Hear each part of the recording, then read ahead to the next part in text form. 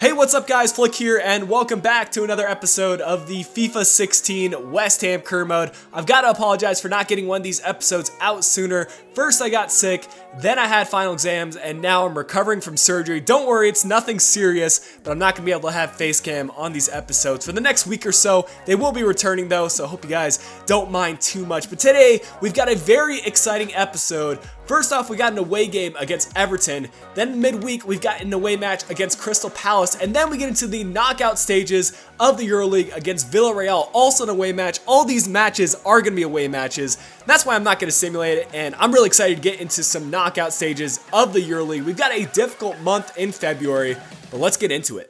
But before we move on to anything else, I thought I would address your guys' questions. And again, I apologize for not having Facecam on this press conference, but if you guys want your questions answered in future press conferences, make sure you leave that in the comment section down below, and I'd be happy to answer them. First question today comes from iGamingHD, and if you guys aren't familiar with him or his channel, make sure you check it out. He has an AC Milan career mode, and I highly recommend it. But he had a question regarding Antoine Griezmann, and he was contemplating whether we should sell him next season. A lot of you guys have had similar mindsets about Antoine Griezmann. He just hasn't fit into this club quite the way that I've expected. And I think a lot of you guys are right. Maybe we should sell him at the start of next season. Of course, we decided not to sell him in the January transfer window because I would give him one final opportunity. So unless he changes dramatically here in the second half of this season, I think he's on his way out at the start of next season. And Sean had a follow-up question to that. Because Griezmann's not performing, I think it makes a lot of sense to start Iheanacho over him and then bring Griezmann off the bench. Once Griezmann starts performing, maybe he can earn himself a place back in the starting 11, but Iheanacho's been the proven talent for us at the striker position alongside Mauro Zarate. So I think for this episode, Iheanacho and Zarate are going to be our two strikers. Leon had a question about the signing of our two new wonder kids, and those players being Ruben Neves and Matt Miazga. And I think those guys will eventually earn a place in the starting 11. Probably not this season. They're going to be rotational players for us. But at the start of season 3, I plan on putting Ruben Neves at that center defensive mid position and moving Mark Noble to the bench. I still want Mark to be an important player for this team. He's just been a servant to the club for so long, so I don't want to ditch him entirely. But I think it's time for us to eventually rotate around the starting 11 and put in some fresh talent. Lucas has a question regarding our fullback situation, specifically the situation involving Erkin and Aaron Cresswell. And a lot of you guys have shown support for Aaron Cresswell and want to see him as a starting left back for us. And I agree with that. I think Aaron just stands out and he plays very solid for us. However, we did pay a lot of money for Erkin, so I want to make sure he does get enough play time. I think I'll be giving him the start in a lot more of the EuroLeague fixtures, including the one today against Villarreal. Our last question for today comes from Javier, and first off, I want to applaud you, Javier, for getting into character as a reporter. I love it when you guys get into character and create a persona of sorts, but I am confident that this team is strong enough to win the Barclays Premier League this season. We're currently sitting third place in the table. Although Manchester United is 12 points above us, we still got half a season to go, and we can definitely really give Manchester United a run for their money. Thank you guys so much for asking questions for today's press conference, but if you guys want some more questions answered, make sure to leave that in the comment section below. But let's get on with today's episode. With the start of February, we've got a monthly scouting update from the United States. 67 to 91 players start things off. A 63 to 85, 53 to 69, 75 to 94. Eric Smith, we're going to sign him up. Looks to be an attacking-minded player, and we'll add him to the youth academy. We've also got a 48 to 66 rated player and a 51 to 71. Next scouting update will be from England. 61 to 83 to start things off. 72 to 94, Lloyd Tollett. Looks to be a defender, so we're going to sign him up and add him to the youth academy. So this month, it seems like our scouting reports are ending up with some decent players, which is good to see. At least 194 potential coming from each country. Finally, we've got our scouting report from France, and right away we've got a 73 to 94 rated defender, 5'4" already, and he's going to grow, so we're going to sign him up. And we're going to continue on. 58 to 76, 60 to 84, 68 to 94. Again, we're going to sign them up. Any of those players that have 94 potential, I will give them a shot. And lastly, 57 to 77. As we take a quick peek at the squad report, just wanted to update you guys on the upload schedule for the next couple of weeks. I really do want to get back to uploading consistently for you guys. Being away from YouTube for a couple of weeks now has really made me want to get back into these daily uploads. So make sure you guys show your support on this video if you are enjoying this series. Of course, we're halfway through Season 2 now, and we can probably finish up Season 2 within a couple of weeks if I do upload this consistently. So make sure you guys show your support for this series if you do enjoy it. And of course, leave a comment down below so we can continue the press conferences in future episodes. But we'll finish up the squad more here with some final players. Iheanacho up +3, and Traore still yet to grow this season. We've got a strong lineup coming up against Everton, and the only change I did make was putting Iheanacho as our right striker, which is perfect because he is left-footed, which will allow him to do a lot of finesse shots. And the same for Mars Zarate, he's right-footed on the left-hand side. I'm really excited about this partnership. And also, Mars Zarate continuing to be the top scorer in the Premier League this season with 12 goals, only 2 goals behind the league leader. I think he has a good chance of winning the Golden Boot this season. A look at the Everton starting lineup sees Kouyate starting for them. I didn't expect that going into this match, and I almost forgot that we did sell Kouyate off to Everton. It's been a while since I played this save, so this will be a very interesting game. Oh, nice steal by Entep. Can we back heel by Zarate? Entep has a chance here. Can he finish on the near post? No. Oh, how do you miss that? He just had to rebound it back in.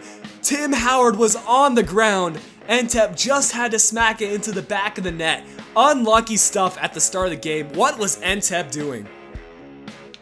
Deulofeu is going to swing this one in. That's a dangerous position. Morales is able to put it away. I'm not sure if that was intentional from Everton, but it was a nice bit of play. Working it over to Morales. And now it's 1-0 for Everton at Goodison Park. 10 minutes into this game. We'll take a look at this replay one more time. It was a nice ball sent in by Deulofeu. I'm not sure why we didn't try to clear that one out of the box. But there's no way Arrizabalaga could have gotten to that. And quite a finish there by the Everton winger. Here we go. This is a good build-up. Zarate able to find Payet. He's going to try to get inside the box. Gets by a couple of Everton defenders. Has a shot! And that one is wide. We're creating chances, just not getting them on target. Oh, come on. Deulofeu plays it in. It's Kouyate. He's moving all the way up the pitch. Plays it inside. Great save by Arrizabalaga. That could have been 2-0 right there. We're at halftime, and the stats show it has been a pretty even game statistically. But I'd argue that Everton has been creating way more chances than us. We've been getting a couple of chances here and there, but we're not testing Tim Howard often enough. We need to make sure we do that in the second half. Cresswell trying to play this one through. This is decent. Payet now on the ball. Gonna play it inside. Can we finish this? Mars Zarate with the finesse shot. There it is. Mars Zarate. It wouldn't have been anyone else. He's the one scoring goals for us. And he has been the true hero for us. We're back in this game. I gave the boys a quick pep talk at halftime. And now we're finally testing Tim Howard and creating some great opportunities. Great through ball to Payet. And Payet has the vision to find Zarate. Tucks it into the back of the net. It's 1-1. It's Deulofeu again. Seems that Everton just keeps attacking from this right-hand side. Now he's going to cross it in the middle. Does well to find McCarthy, but he blasts it over the crossbar. Deulofeu, how does he keep that? Win that. Come on. Don't score off this. Don't score off this. No! Are you kidding me? McCarthy just toe pokes that one in. Everton does not deserve the win here. For one thing, Deulofeu won the ball back twice on that right-hand side. Just swings it in, and it falls to McCarthy, puts it in the back of the net. That is ridiculous. That was a tough one to lose at Goodison Park. I felt that that second half allowed us to deserve a 1-1 draw, but it is what it is, and we're going to have to come back strong against Crystal Palace in the middle of the week. We've got another round of training, and this time around, Arrizabalaga goes on up to an 81 overall rating. None of the other players did manage to get too much growth. I think Iheanacho went up a little bit, but as you guys can see, I am training Miazga and Neves now, hoping to get them up to that 80 overall rating, at least for Neves. Miazga up at least to the 75. Iorfo does want some more wages, and I'm going to give it to him. He's going to be our future right back, and I want to make sure he does stick around this team. A pretty big bump in his wages, but I think he does deserve it. We're going to give him the $20,000 a week and the squad rotational player. I hope he does accept that role. Our next match will be against Crystal Palace, and because this one is in the middle of the week, we're going to see a lot of new faces into the starting 11. We're also giving the debut to Matt Miazga as well as Ruben Neves. This should be an exciting one. Griezmann to Payet. Mars Zarate just needs to make the run. Gonna try to cut inside. Has the shot. Mars Zarate, it took a deflection and out for the corner kick. I thought that was gonna trickle just into the far netting. Oh, Traore does well. This is good. This is great build-up. Griezmann trying to play it over the top. This has to be a finish. Antonio just had to put it on the far post, but McCarthy makes a save on his near post. Free kick here from Crystal Palace in a pretty dangerous position. We're going to get it on target. That one is off the upper side of the crossbar. And that one's going to go nearly out of play. That should be the halftime whistle. A dangerous way to end the half, but it's still 0-0. Zaha just attacking our right-hand side. He's going to cross it into the open man. That was a great opportunity for Connor Wickham, but he blasted over the crossbar. Antonio now. Going to try to pull off some skill moves. Gets inside the area. Going to cut inside now. He's inside the box. This is good. Has a shot on target. And McCarthy finally pulls off a good save. He hasn't been tested too much this game. But this time it's a goal line decision. He keeps it out. Pai to send this one in. Puts it in a good position. Oh, that should have been a goal. Antonio, this is the second time he's missed a pretty clear-cut opportunity. That should have been a header in the back of the net without question. Full time when the match ends at 0-0. West Ham is struggling to get wins in real life. And we're struggling to get wins in this career mode. We're going to have to change that in the next match. We've of course got our knockout stage match against Villarreal. Confirmation that Dominic Iorfa has accepted his contract offer, so he's going to be sticking around with the team for the long haul.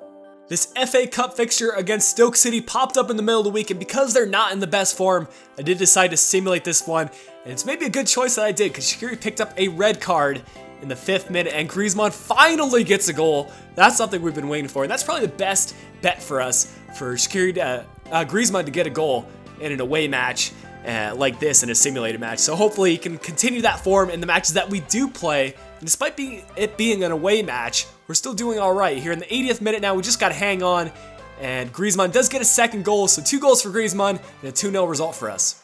Another round of training for us, and this time around, Neves does go up to a 77, and that's really great to see. A couple of our players are also on the verge of increasing. Miazga almost to that 73, and Goretzka and Iheanacho slowly working their way up. We're bringing out our strongest team for this match against Villarreal, and they actually have made a couple of signings in the January transfer window. I believe that Regin 9-goal has actually added their team, which is a huge signing for them.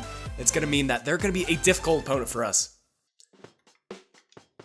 Well, the team is already looking better, and Zarate creates a chance early on. That is a great opportunity to start things off. 2 minutes into the game, and we've done more than we did against Crystal Palace. That's a great sign of things to come. Lanzini.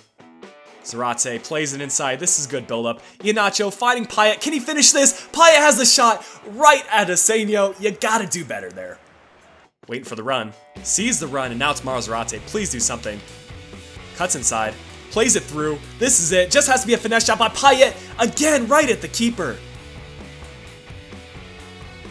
No way. What a through ball by Soldado.